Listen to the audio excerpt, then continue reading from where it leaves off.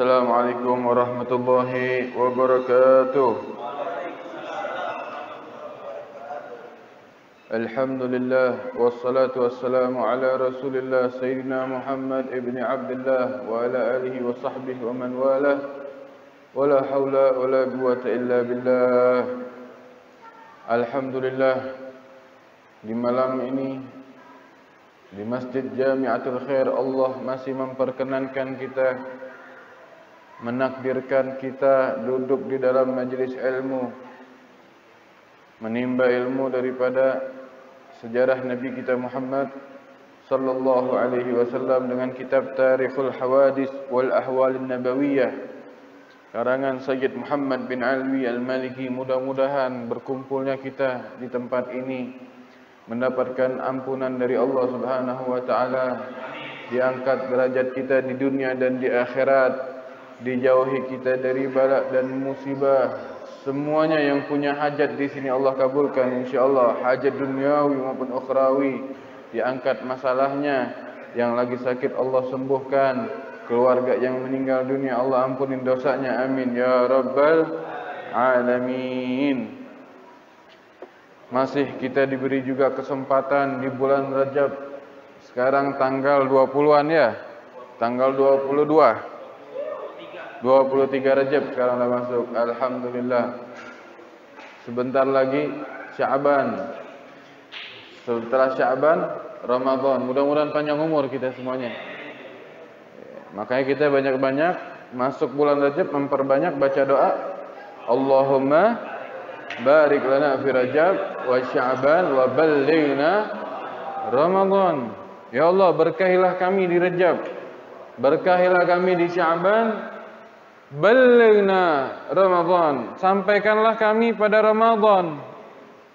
Berkahilah kami di bulan Rajab dan Sya'ban, maksudnya apa? Berkah. Biar anggota tubuh kita ini diridhoi sama Allah, selalu dalam ketaatan, selalu dalam ridhonya, selalu dalam keberkahan umurnya. Biar umur tadi nggak sia-sia. Kalau kita pakai umur kita bukan buat taat, maka itu bukan berkah. Sia-sia. Kalau kita punya umur panjang dikasih sama Allah, tapi kita malas hadir majelis ilmu, malas salat berjamaah, malas beribadah, tapi kalau buat maksiat nomor 1 itu enggak berkah. Maka kita minta sama Allah, Allahumma barik lana fi Rajab wa Sya'ban wa ballighna. Berapa banyak nanti kita lihat besok. Mudah-mudahan panjang umur semuanya kita. Ada yang enggak nyampe Ramadan besok. Mungkin Ramadan yang kemarin terakhir bagi dia. Dia mungkin ngalamin Rajab, Sya'ban, Ramadan besok belum tentu. Mudah-mudahan di sini panjang umur semuanya. Kenapa? Amalan di Ramadan tersebut sunnah menjadi wajib, wajib menjadi berkali-kali lipat. Tamu istimewa. Dari sekarang kita mempersiapkan diri untuk menyambut Ramadan. Makanya dikatakan Rajab ini syahrul badri. Rajab ini bulan untuk menanam. Nih kita ini sekarang nih bulan nih lagi nanam nih kita. Nanam, cari tempat tanah yang bagus, biji yang bagus. Ya, udah ditanam, Sya'ban besok syahrus segi, bulan buat menyirami. Habis tanam pasti disiram, betul apa enggak? Ya, disiram. Kalau enggak disiram enggak tumbuh nanti. Disiram. Bulan Sya'ban tuh nanti bagian menyiraminya. Ramadan syahrul hasad atau hasad. Bulan buat manen, ngambil hasil apa yang kita tanam tadi. Dalam arti kalau di Rajab dia udah rajin ibadah, rajin taat, ya, rajin qiyamul lail, rajin ngaji, rajin sholat, insyaallah Sya'ban nggak kurang lebih seperti itu. Sya'ban dia jaga juga begitu, Ramadan dia juga begitu, Ramadan dia juga begitu. Setahun penuh bakal dia dijaga sama Allah. Tapi kalau sekarang malas-malasan, nggak pernah puasa, nggak pernah qiyamul lail, nggak pernah buka Quran, nggak pernah zikir, nggak pernah ngaji, malah makin getol buat bisnis puasa nanti, sarung misalkan, apa lagi, koko, bukan koko ini, baju takwa maksudnya, kurma, misal, yang dipikirin dunia bukan akhiratnya, bukan ibadahnya. Nanti Ramadan nambah giat juga buat ibadah dunianya, ya. Pakai ngeles lagi nanti kan ibadah juga Bib kerja. Ya. Kerja juga ibadah. Iya benar, tapi jangan pelit. Penting banyak untung bagi hasil. Sumbang masjid yang biasa 100.000 pas lagi banyak duitnya 10 juta. Seneng tuh takmir masjid. TKM ya. Kas masjid nggak pernah seret, penuh mulu. Jadi begitu. Kalau udah males di bulan Rajab, males ini udah otomatis Sya'ban juga begitu. Ramadan apalagi. Wal iyadzubillahi min dzalik. Mudah-mudahan kita dihindarin dari itu semuanya.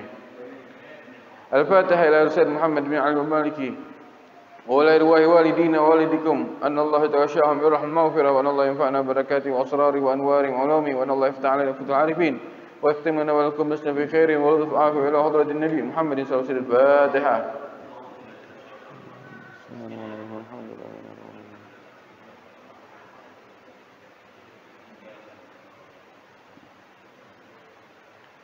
Kita lanjutkan pelajaran kita. Kemarin kita habis bahas masalah amalan Rajab ya. Bacanya sedikit doang, kita ulang lagi. Nasya'a sallallahu alaihi wasallam yatiman. Idh mata waliduhu wa huwa hamil. Wa kafaluhu jadduhu Abdul Muttalib.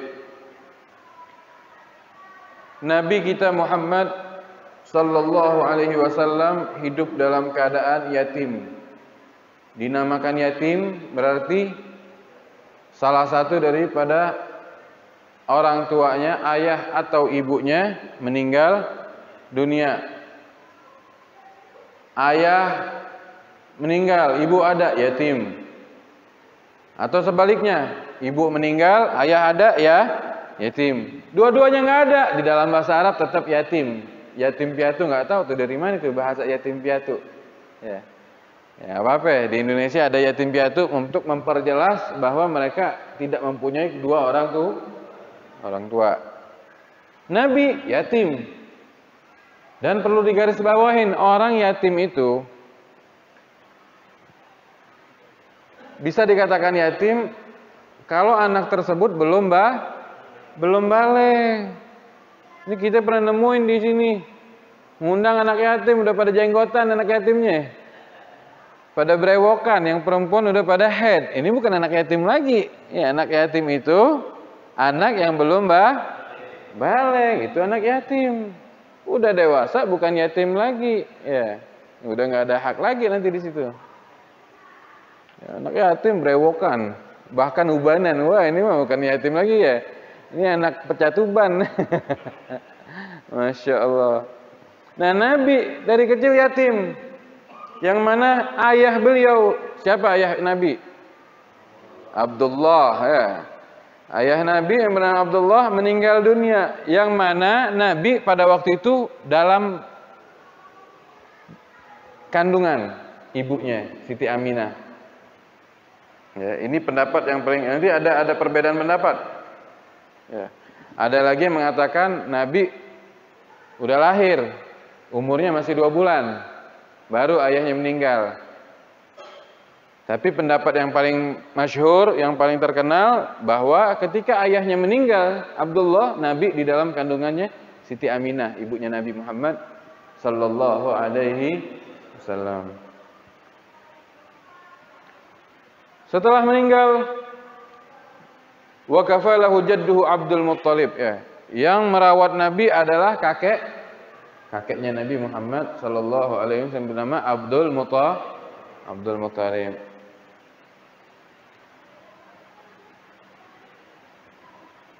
Walamma balagha sallallahu alaihi wasallam 6 sinin, ketika sampai umur Nabi kita Muhammad 6 tahun, kharajat bihi ummuhu ilal Madinatil Munawwarah. Keluar ibunya Nabi, Siti Aminah, bersama Nabi ke Madinah Munawwarah. Mudah-mudahan nanti di sini pada pergi umrah semuanya ya. Pergi haji, yang udah pergi umrah insyaallah pergi haji, yang belum pernah umrah insyaallah umrah semuanya. Ya Allah, permudahkan kami, izinkan kami untuk melangkah ke tanah suci-Mu ya Rabb, agar kami bisa berziarah ke Rasul kami Nabi Muhammad sallallahu alaihi wasallam. Amin ya rabbal alamin. Jadi pas umur Nabi 6 tahun, keluar ibu Nabi bersama Nabi Muhammad. Kemana? Madinah. Wa ma'aha Ummu Aiman. Bersama ibu Nabi itu ada Ummu Aiman. Siapa itu Ummu Aiman? Barakatul Habasyiyah tahdunuhu. Budak daripada Habasyiyah yang merawat Nabi, juga bantu merawat Nabi ketika Nabi masih kecil. Barakatul Habasyiyah. Budak Ummu Aiman ini kemarin sudah dibahas kan? Budak bekas daripada ayahnya Nabi. Ya, dari kita bahas kan kemarin kan yang ibu sepersusuan Nabi ya.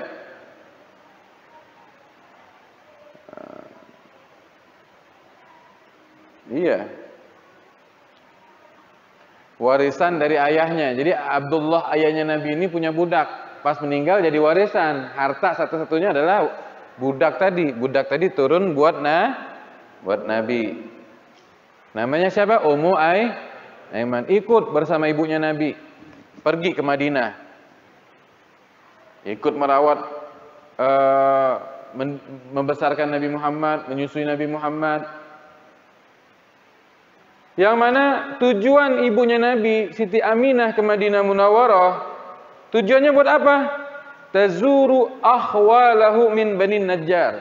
Menziarahin akhwal, saudara-saudaranya, ya, saudara-saudara ibunya dari suku Bani Najjar yang ada di Madinah.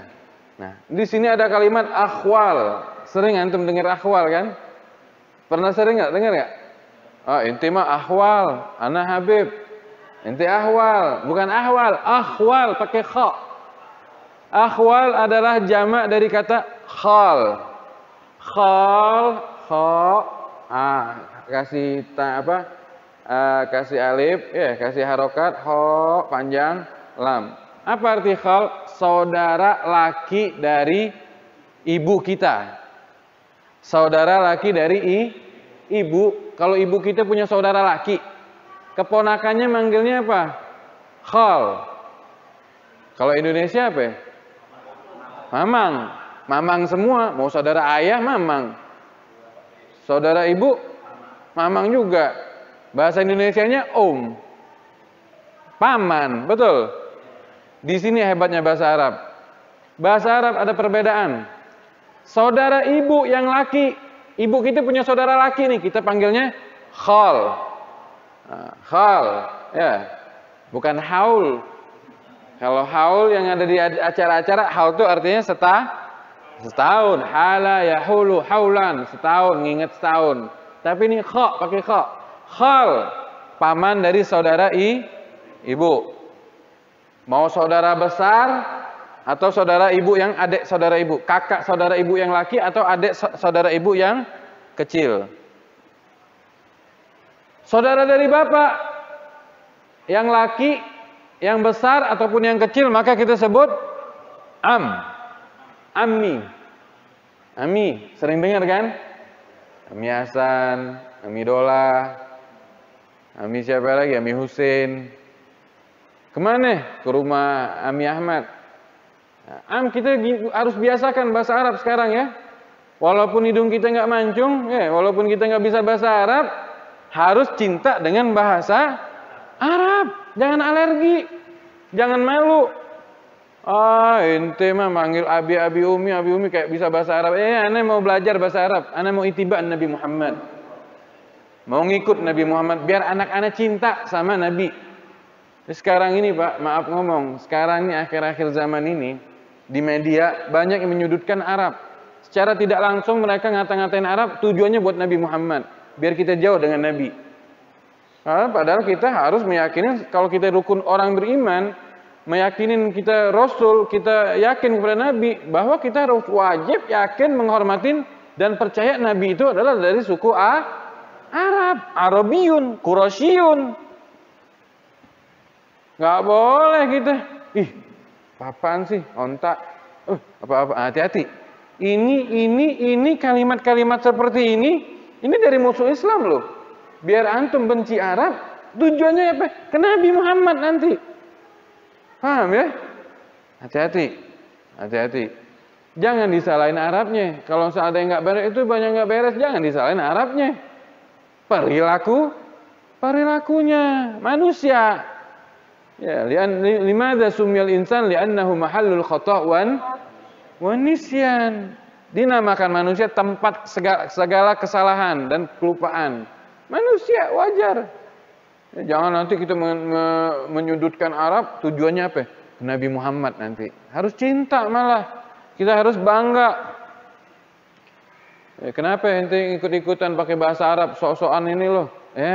Ana mau itiba'un Nabi Muhammad. Biar mulut ana nih, lidah saya keluar. Nabi pernah manggil pamannya Am, saya mau ngikutin Am juga. Nabi pernah ngucapin ke saudara ibunya Khal, saya juga mau ngikutin Khal. Hakaza. Malah sekarang orang Islam ke barat-baratan. Angkel. Anti, ya. Apa lagi? Uncle, anti, apa lagi? Nggak ada bedanya lagi, uncle anti doang kan? Hah? Apa? Baby, babi sekalian ya. Masya Allah. Kita harus bangga dengan kita punya Nabi Muhammad. Ya. Panggil Am. Lihat nih. Amam. Ya, jadi tujuan ibunya Nabi Muhammad ke Madinah untuk menziarahin saudara-saudaranya yang laki. Akhwal, nah dalam bahasa Arab, khal itu saudara laki dari ibu. Satu saudara laki dari ibu kita sebut khal, mufrad. Dua saudara laki, khalani. Ya. Kitabun, satu kitab. Dua kitab, kitabani. Ya. Lebih daripada dua, 3, 4, 5, 6, 7, 8, dan seterusnya. Maka disebut jamak taksir, pecahan yang banyak. Ya, mangkasara min mufradihi itu arti jamak taksir, yang terpecah dari yang satu. Maksudnya lebih daripada 3 sampai 100 sampai 1.000.000 sampai seterusnya. Akhwal jamak taksir daripada khal, pecahan daripada khal. Berarti lebih dari 3. Lebih daripada 2, lebih daripada 2 bisa 3, 4 dan seterusnya. Dalam bahasa Arab kalau jamak taksir dari khal, akhwal. Jadi akhwal itu adalah artinya saudara laki-laki dari ibu. Kalau am, paman saudara laki-laki dari ayah, jamak taksirnya apa? Amam. Kalau yang perempuan ada saudara laki dari ibu, akhwal. Makanya kita di Indonesia, habaib sama antum, kok disebut akhwal itu bukan penghinaan. Justru itu adalah tahrim, penghormatan. Akhwalnya siapa? Akhwalnya qarabatin Nabi Muhammad sallallahu alaihi. Akhwal saudara ibu dari suaminya dia yang merupakan keturunan Nabi Muhammad sallallahu alaihi wasallam. Wah, bangga, senang. Akhwal bukan disebut watoni, malah lebih bangga disebut watbib. Jangan panggil anak akhwal, panggil watoni. Lu turun derajat panggil watoni. Watoni ya beda, orang tanah air ya. Akhwal saudara, saudara ibu laki lah dari keluarga Nabi. Harus bangga ya. Akhwal, kok bisa sejarah akhwal ya? Akhwal dulu habaib datang ke sini dari Yaman ke Indonesia nggak bawa istri, nikah sama orang Indonesia. Si perempuan punya saudara laki. Mau kakak, mau adik, dia punya anak, nanti anaknya manggil kakaknya dia atau adiknya dia yang laki, namanya siapa? Khal. Jamaknya akhwal. Paham ya? Nyantol deh. Ini sejarah akhwal. Kenapa dipanggil akhwal? Hakaza ceritanya. Taib. Kita kembali lagi. Jadi ibunya Nabi datang ke Madinah bawa Nabi Muhammad sama Ummu Aiman. Tujuannya apa? Untuk menziarahin akhwalnya Nabi Muhammad sallallahu alaihi wasallam, saudara daripada ibunya Nabi, saudara dari Siti Aminah yang laki, dari Bani Najjar. Nanti kita lihat nih orang-orang dulu. Ini dari zaman Nabi, dari sebelum Islam datang aja, orang Arab dulu nih suka ziarah, nemuin silaturahim ke keluarga. Nah sekarang kita kemana? Kakak sama adik udah nggak kenal lagi, padahal telepon ada, WA ada, betul? Udah nggak pernah. Dek, apa kabar? Kak, apa kabar? Ngenalin anak kita sama aminya sendiri, khalnya sendiri, saudara pamannya sendiri, omnya nggak pernah. Jadi kita nggak kaget kalau lihat anak milenial sekarang mereka nggak kenal sama keluarga. Kenapa? Kita sendiri nggak mengenalkan. Saya masih ingat almarhum walidi, masih kecil. Yang diziarahin itu bukan keluarga dekat aja, keluarga jauh dibawa, dikasih tahu. Keluarga dekat tuh Pak, keluarga dekat, keluarga itu dibagi dua, ada dekat, garabah garibah, garabah ba'idah. Garabah garibah, keluarga yang dekat itu batasnya sampai sepupu. Kakak adik dekat. Anak daripada saudara kakak adik kita itu namanya sepupu. Anak-anaknya sepupu.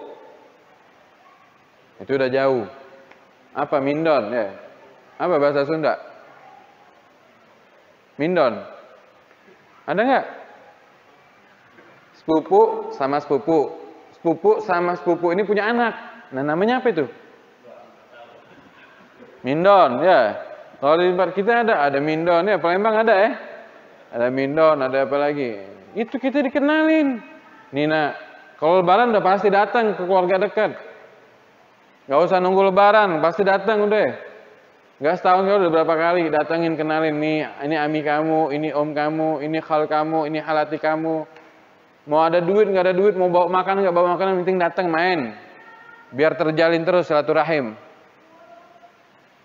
Apalagi pas lebaran, wah keliling semuanya, yang keluarga dekat keliling, keluarga jauh juga keliling. Tujuannya apa? Biar kenal satu di antara yang lain, persatu.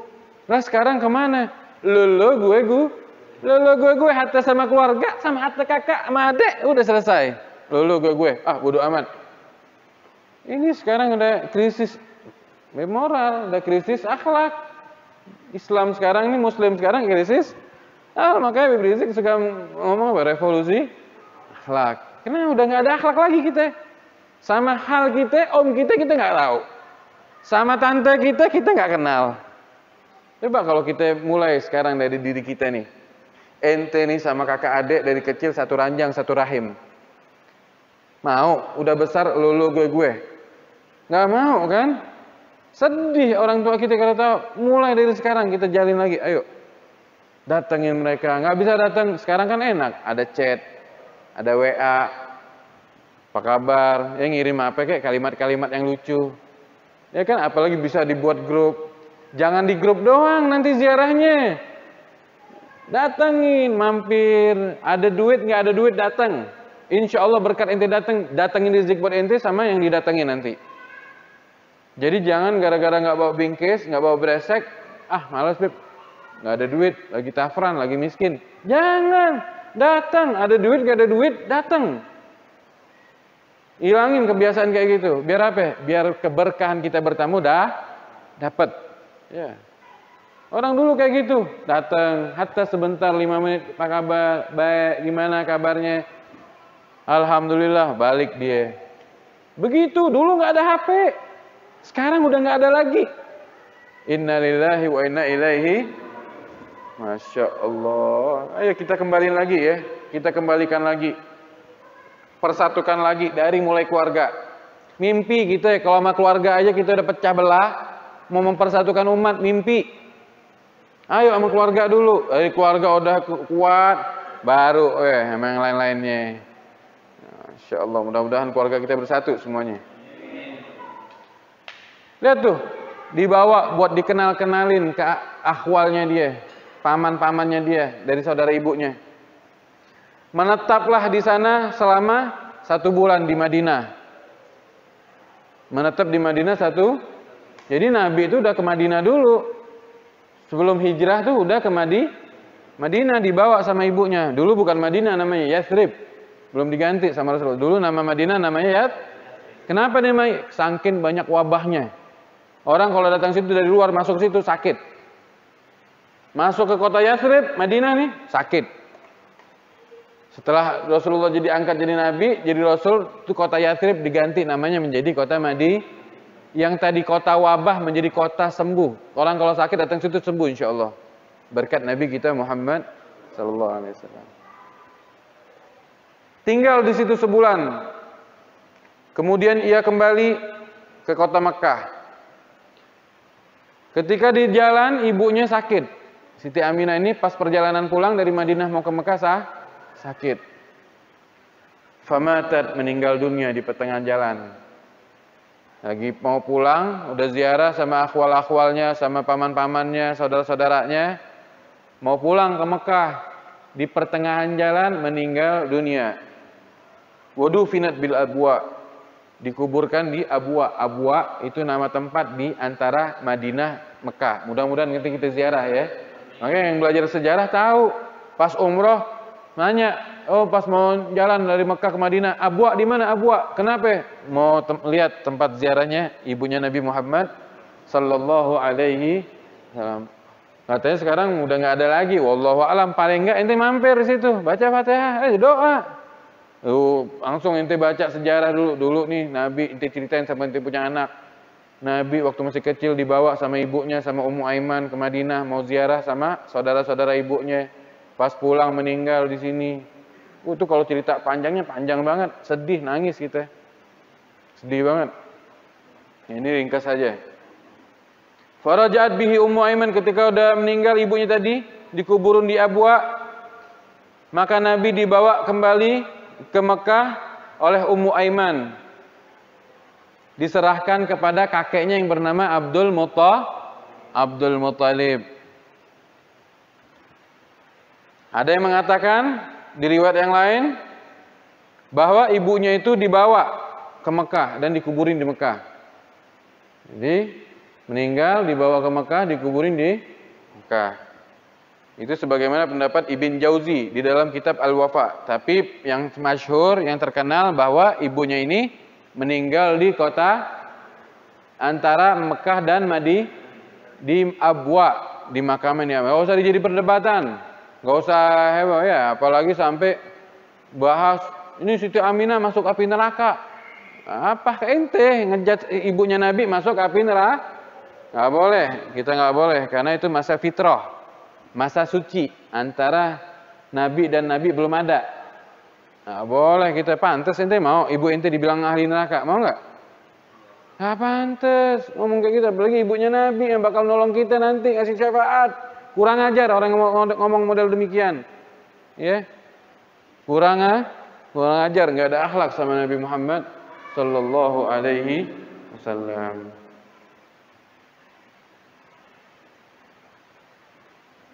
Seakan-akan Nabi lahir dari perempuan ahli neraka. Enak banget bacotnya. Ada Pak model-model orang demikian. Yang sok ahli alim tapi ngatain ibu Nabi, nggak pantas. Model orang nemu model demikian dudukin, bahas secara ilmiah. Jangan-jangan dia nggak bisa baca kitab. Kitabnya dari Google. Searching dulu baru bisa ya. Dudukin kayak gitu, jangan takut.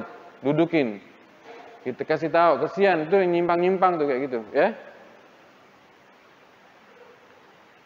Tsumma tufiya jadduhu. Kemudian meninggal kakeknya. Wa umruhu sallallahu alaihi wasallam 8 sinin. Dan meninggal kakeknya Nabi Abdul Muttalib dan umur Nabi pada waktu itu adalah 8 tahun. Fakafalahu ammuhu Abu Talib. Maka yang merawat Nabi lagi adalah Abu Talib, pamannya Nabi Muhammad sallallahu alaihi wasallam, biwasiyati jaddihi, dengan wasiat kakeknya Abdul Muttalib. Yang mana pamannya Abu Talib ini ayah daripada Sayyidina Ali bin Abi Talib, saudara kandung dari ayahnya Nabi Abdullah, dirawat sama Abu Talib. Jadi setelah ibunya meninggal, dirawat sama kakeknya Abdul Muttalib. Kakeknya meninggal, dirawat sama pamannya Abu Talib. Masya Allah. Fasara Abu Talib huwal hamilahu min a'da'i asyuruf alaih. Yang mana Abu Talib ini yang selalu membentengin Nabi, menjaga Nabi dari musuh-musuh Nabi. Yang selalu sangat kuat melindungi Nabi Muhammad. Kemudian berkat Abu Talib ini merawat Nabi, melindungi Nabi, bela Nabi. kondisi beliau yang sebelumnya itu dalam keadaan susah, serba kurang, fakir, miskin. Tapi berkat dia ngerawat Nabi, bela Nabi, ngelindungi Nabi, besarin Nabi, Allah kasih keberkahan di dalam harta, diperbanyak sama Allah. Jadi banyak Pak, berlimpah hartanya, berserba kecukupan. Berkat ngerawat Nabi Muhammad sallallahu alaihi wasallam. Nah, dari sini juga bisa diambil hikmah. Kalau kita kepengen berkah, pengen makmur hidup kita, rawat anak yatim. Jangan takut Pak, ada anak yatim jangan takut, rawat, ambil. Di situ nanti harta kita bakal berlimpah, bakal banjir. Nah, tapi perlu dicatat, jangan mentang-mentang nanti dibilang kayak gini, ente tampung semua anak yatim, terus ada kiriman buat anak yatim ente makan juga, nggak boleh, haram. Ya, anak yatim ente tampung, harta buat anak yatim dipisahkan. Ntar buat jatahnya gimana? Insya Allah bakal ada. Yang kesalahan zaman sekarang ini ngerampung anak yatim, buat anak yatimnya hartanya disikat juga. Itu yang jadi masalah. Contoh, rumah anak yatim. Orang ngasih, si Budi ngasih ini rumah anak yatim 10 juta buat anak yatim. Dia ngomongnya buat anak ya. Berarti itu harta-hartanya siapa? Harta anak yatim. Yang ngerawat gimana? Dapat apa enggak? Enggak boleh. Haram. Terus gimana Beb? Yang ngerawat? Bilang nanti pisahin. Dia bikin dua, buat anak yatim sama buat yang ngerawat anak ya. Nah kayak kita nih kalau kita mau ngasih orang, ibu sama ada anak yatim, kita harus pintar ngasih. Bu, ini 100.000 buat anak ibu yang yatim. Nih, saya pisah 50.000 buat ibu. Ini yang 100.000 jangan ibu ganggu gugat ya. Ini khusus buat anak ibu. Yang 50.000 terserah ibu mau apain. Nah ini aman bener. Sekarang udah nggak begitu Pak. Udah salah kaprah banyakan. Ngasih 100.000, emaknya juga ikut-ikutan makan. Dosa. Dosa. Harus kita kasih tahu tuh. Nah orang yang ngerawat anak yatim dengan benar-benar jaga hartanya, berkah insya Allah dunia dan akhirat. Kita sambung lagi sedikit lagi. Ketika sampai 12 tahun umur Nabi Muhammad, maka diajak oleh pamannya yang bernama Abu Thalib ila Syam, ke Syam. Itu Syam tuh sekarang ini Syria, Palestina, Ordon, ya itu deh samping-sampingnya. Ya. Yang mana Syam ini terkenal emang tempat berdagang kulaan lah. Ibarat sekarang kalau kita di sini Tanah Abangnya, kulaan. Tempat orang Arab dulu kalau di Mekah, Madinah, dia kalau mau kulaan tahu kan kulaan? Belanja buat dagang lagi gitu loh. Belanjanya di Syam sama buat jual lagi ke sana, ekspor impornya lah. Nah, dibawa sama pamannya ini Abu Thalib ke Syam Rasulullah. Umurnya berapa? 12 tahun. Jadi dari 12 tahun tuh Nabi udah belajar dagang loh. Nah, ini pelajaran buat kita nih. Anak kita 12 tahun main HP. Iya, ya aneh. Betul nggak? Iya, main PUBG, main apa lagi? Main apa? Mobile Legend, COC. Abahnya dukung lagi, misalkan gitu ya nggak? Malah abahnya main-main. Nabi 12 tahun udah belajar dagang dari pamannya Abu Thalib, ikut dagang. Saya masih juga ingat tuh dulu masih kecil tuh ngapain sih saya dibawa-bawa ke pasar. Ya, saya dulu jualan jilbab, jualan apa kerudung. Ikut pasar, mau saya tidur kayak mau apa kayak bodo amat, yang penting ikut. Oh tujuannya ini ngajarin kita buat berdagang, tahu. Ini diajak umur 12 tahun ke Syam. Tapi oleh pamannya Abu Thalib dikembalikan. Kenapa? Takut nanti dibunuh sama orang Yahudi. Setelah dikabarkan oleh pendeta Bahira. Ya, Bahira. Yang mana Bahira ini tahu, oh ini Nabi akhir zaman nih. Jadi orang Yahudi ini Pak, orang Yahudi. Itu di kitab mereka tuh mereka udah baca tanda-tanda kenabian. Mereka mengenali Nabi Muhammad tuh lebih mengenalin daripada diri mereka dan keluarga mereka. Seandainya kalau disebutin apa ciri-ciri tanda Nabi akhir zaman, mereka tahu, detail. Tanda-tandanya tahu. lebih mengenal diri mereka dan keluarga mereka.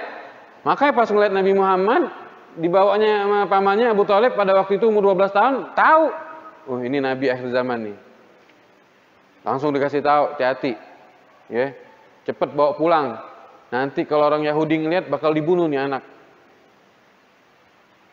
Akhirnya udah keluar, balik Abu Thalib, balik ke Madinah, ke Mekah, balik ke Mekah. Kenapa? Khawatir nanti keponakannya dibunuh.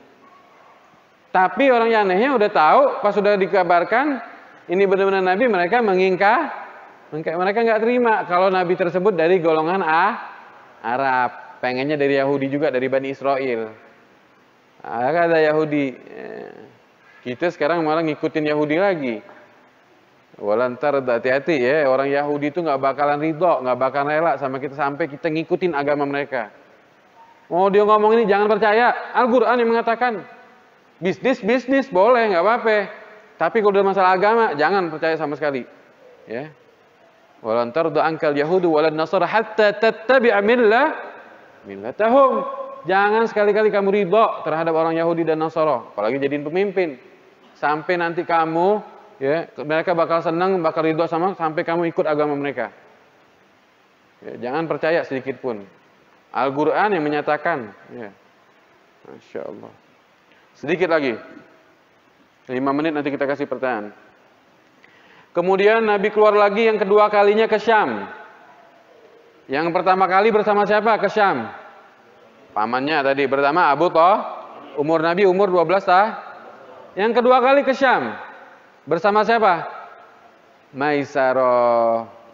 Maisaroh ini adalah pembantunya Siti Khadijah, ya, di dalam berdagang.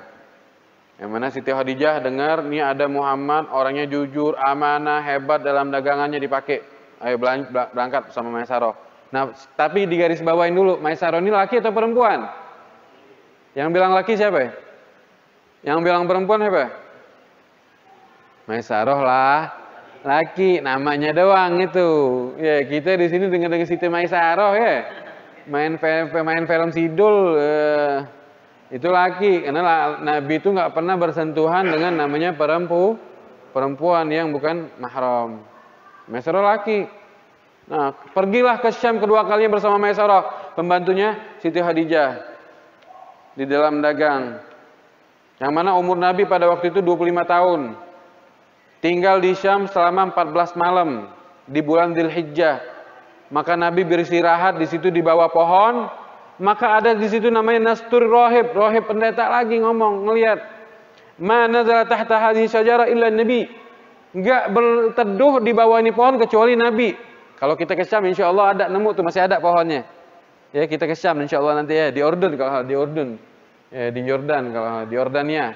Itu pohon yang buat tempat berteduh Nabi, yang dikatakan tidak berteduh di pohon ini kecuali Nabi, itu masih ada pohonnya sampai sekarang. Ada fotonya Habib Umar bin Hafid tuh di situ. Ya, insya Allah kita pergi ya Pak ya. Kita berteduh juga, numpang berkahnya Nabi ya enggak? Pohonnya Masya Allah dingin, adem. Nah, Rasulullah istirahat di situ, sama pas lagi istirahat ada pendeta ngelihat enggak berteduh di pohon ini kecuali Nabi. Dilihat lagi awan ngikutin beliau, dilihat lagi pundaknya beliau ada tanda-tandanya. Subhanallah, orang dulu tuh tahu tanda-tanda kenabiannya. Jadi sampai di sini cukup. Sebelum Habib tutup, ada pertanyaan?